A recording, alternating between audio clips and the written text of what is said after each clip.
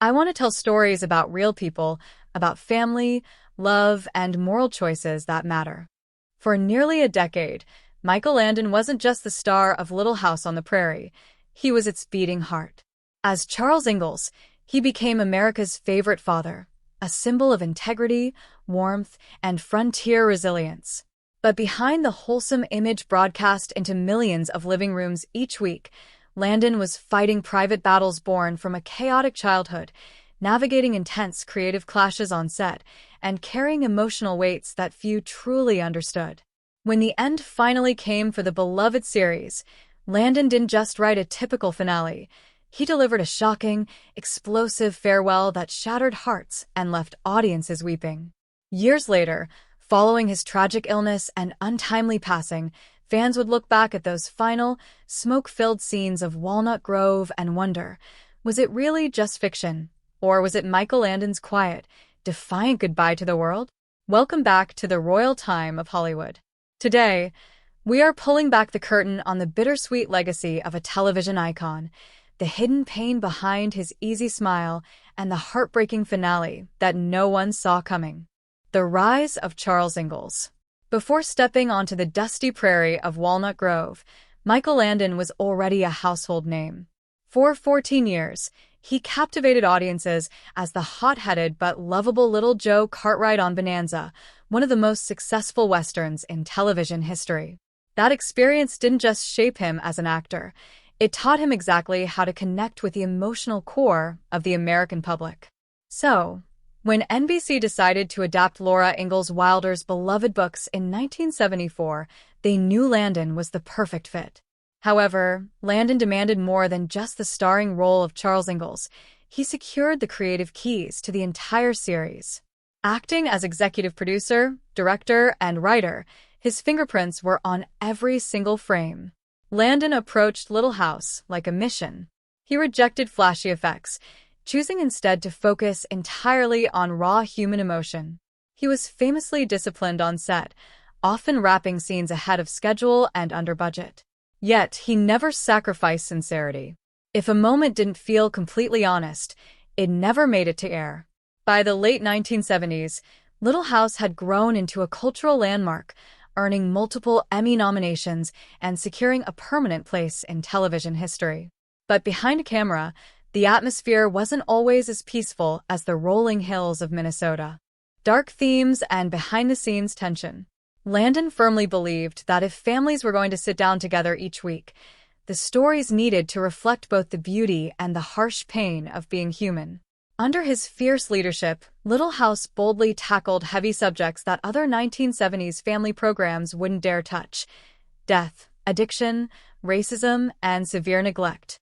The unforgettable episode, May We Make Them Proud, explored the unimaginable grief of losing a child in a fire, pushing the boundaries of primetime drama. While Landon always strove to weave redemption and hope into these dark narratives, the show's intense emotional gravity drew mixed reactions. Some critics dismissed it as overly sentimental, while others argued it was far too intense for a family hour. Furthermore, Landon's relentless drive for absolute perfection sparked significant behind-the-scenes friction. Karen Grassel, who played his on-screen wife Caroline, later opened up about difficult pay disputes and creative disagreements. Feeling insulted by the wage gap on a hit series, Grassel faced resistance from Landon, who tightly guarded his authority. Historians and educators also criticized the show for stretching the historical accuracy of 19th-century frontier life. But precision was never Landon's goal. He was chasing emotional truth, creating a space for families to talk about things that truly mattered. Shadows behind the fame. The fierce need for control and stability that defined Landon's career was rooted in a childhood filled with severe trauma. Growing up, his mother struggled deeply with unstable mental health, culminating in terrifying episodes that left permanent emotional scars on a young Michael. School offered no refuge. Landon was relentlessly bullied and carried the deep, isolating shame of teenage bedwetting. He later channeled this agonizing experience into his semi-autobiographical film, The Loneliest Runner, using the metaphor of a boy running to escape his pain to describe his own lifelong race against the ghosts of his past. In April 1991, that fast-paced life caught up with him. After experiencing severe headaches during a vacation, Landon was diagnosed with pancreatic cancer. The disease was already advanced and aggressively spreading. A defiant struggle, Landon had notoriously avoided doctors for years, stubbornly believing his sheer willpower could overcome any physical ailment. He later admitted that his heavy smoking and drinking over the decades likely contributed to the illness. In May 1991, Landon made a final, unforgettable appearance on The Tonight Show starring Johnny Carson. Though physically diminished, his spirit remained fiercely unbroken. He cracked jokes, teased the sensationalist tabloids, and spoke openly about his diagnosis with a profound, defiant grace.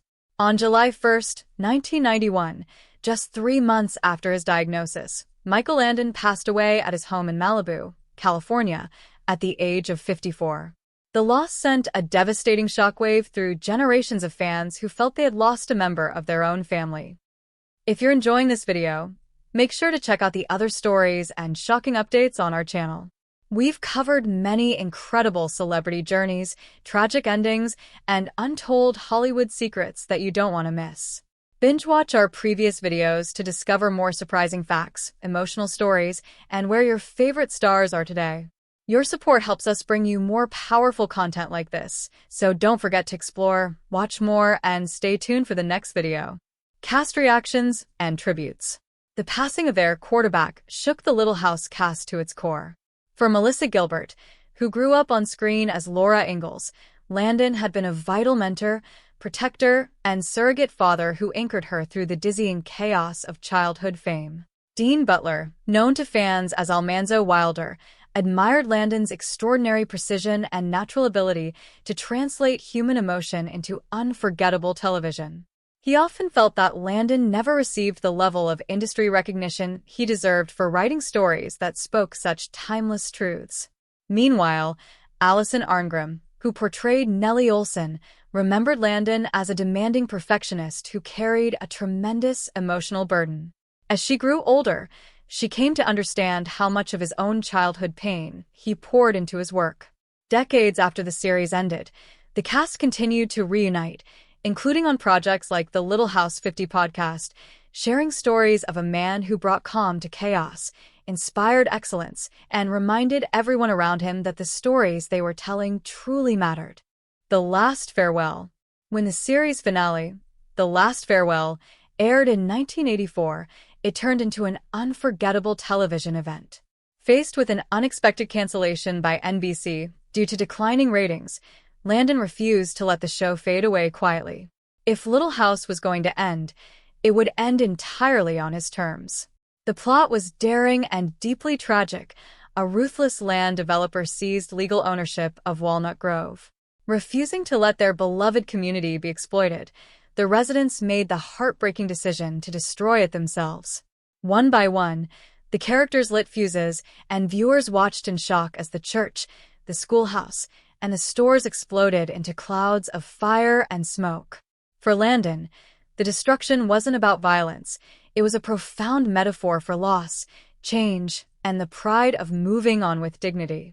It was his personal way of reconciling his painful childhood by building, and ultimately dismantling, the safe, loving family environment he had spent his life searching for. Life after the Prairie. Michael Landon refused to slow down after leaving Walnut Grove. In 1984, he launched Highway to Heaven, starring as Jonathan Smith, an angel sent to Earth to help ordinary people navigate grief, disability, and addiction. Just like Charles Ingalls, Jonathan was humble, deeply compassionate, and entirely focused on the redemptive power of kindness. Alongside his close friend Victor French, Landon spent 5 seasons utilizing television as a profound tool for global healing.